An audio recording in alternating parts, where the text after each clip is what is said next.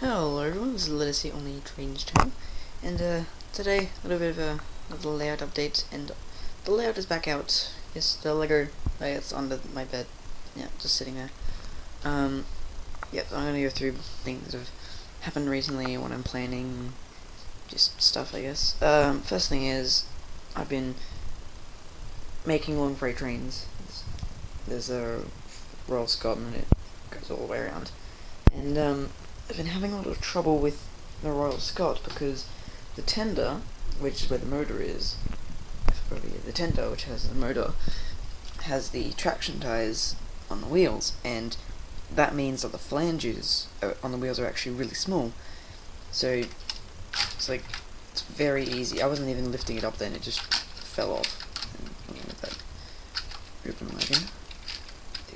Yeah, so it comes off very easily. So when the track's uneven, it can come off very easily. So, and that's what's been happening here, because I had the piece inside, and I had to cut it down because of my New South Wales Railway Hornby brake van, because the wheels are actually very wide on that. Yeah, so I had to do that so it would actually work, but it doesn't actually work with these pico points, annoyingly, so I can't run it anyway. Yeah, and I actually cut it down a bit, and because this is dipped down, what the Royal Scot would do is the tender would come and then it would jump off, and before when I had the strip inside, it was actually like this one was close to the edge, but this one was actually a lot thinner, so it allowed the wheel to jump off, and then it was just the front wheel, just the front set. They jumped off and they went around, went past that point, went all around, and then the entire tender would derail on the crossing over there. And that would happen every time, and I just can't fix it. I tried putting some balsa wood underneath. My Skype's going off. Yeah, try and fix that. I'll get that in a sec. And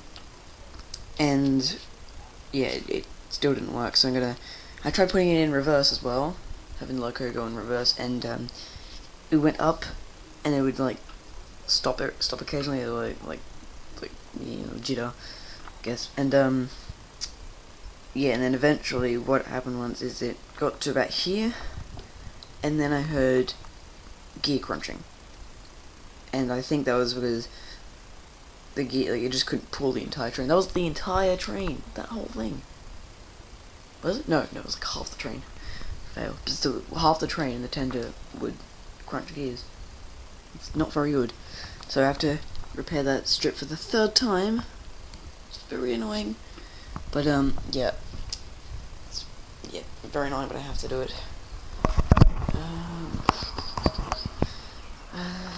I've got some more of writing and things. Here's the costume coaches I painted, and this is the Flying Scotsman. If I move the train, ignore the Skype. If I can't see this the greatest, sorry for the lighting. Actually, this might help. There we go, helped a little bit. Barely, but it helped. So, yeah, that is the Flying Scotsman. It's got sprung buffers, which is awesome. Not the greatest detail. My Royal Scot has more detail, and that's a 1975 model. It's like a 2010 model, or something like that. It's actually a bit broken.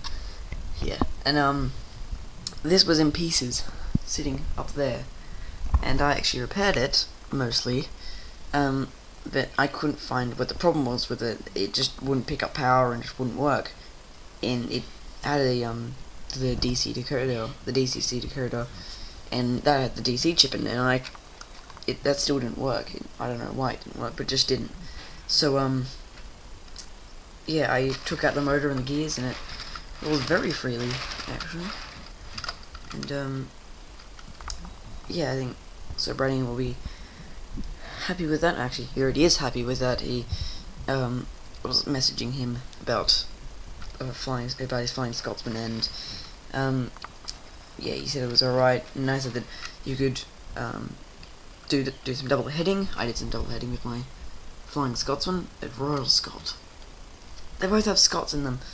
Both Scottish. I don't know, but Yep, so you could do some double heading or whatever. So if you ever if you ever have an old loco which doesn't really work, just take out the motor and the gears and double head it, or put it in a siding like this one is, or just push it around, give it to your kids if you haven't, or give it to some kids, whatever. Okay, so the next thing is I've been proposing adding in some points. I'll just move the express. Yeah, I should do. Because for a while I've always wanted the inner loop to be able to go to the coal loader, coal stage, whatever, without having to completely cut into a large section of the outer loop, so you still have the train going and stuff like that. And since the crossover's all the way over there, even though it was there, but it's there now, it takes a long way to actually get all the way there. So what I was thinking is because I measured the gap here in the straight, so I'm getting a right hand point, putting it here, and then getting a left hand on this corner, so you have a crossover. And then having on this straight a right hand and then another left hand.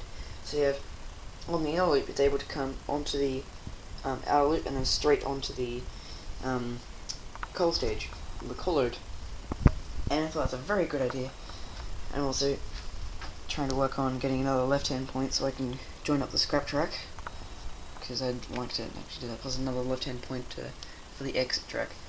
There's a lot to go on, I think. Yeah, and also there's a lot of ideas. I want to try and like break the world record for the largest amount of points in a small layout. I think I might have already gotten that. I've got like something like 28 around that number. I'll count later. And where the Flying Scotsman is, I also want to add in another point here, like this one. It's a very small curve. Add it like that, something like that, about that. Yeah, that looks right. And then have another little siding off here where I can store brake vents, because I don't really want them sitting at the back here. I want them, in their own little siding. I think, yeah, that'll go about there. Yeah, perfect. I'll go right there. Yeah, and then have an extra little siding. And then later on in life, there's a lot of planning. I'm thinking of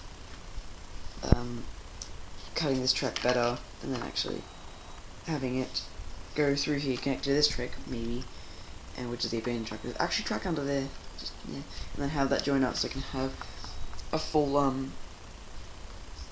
siding on the station rather than just a end siding. Have an actual like, yeah, run around loop siding. So I think what's next? I don't think there is much left. I got Subbanian's B12, B15, B15, no, B12, B12, so close. I got that in the Loco workshop shed, which is meant to be a good shed, but it turned on a Loco shed. And got my dad's Bachmann show wagon sitting there, looking nice.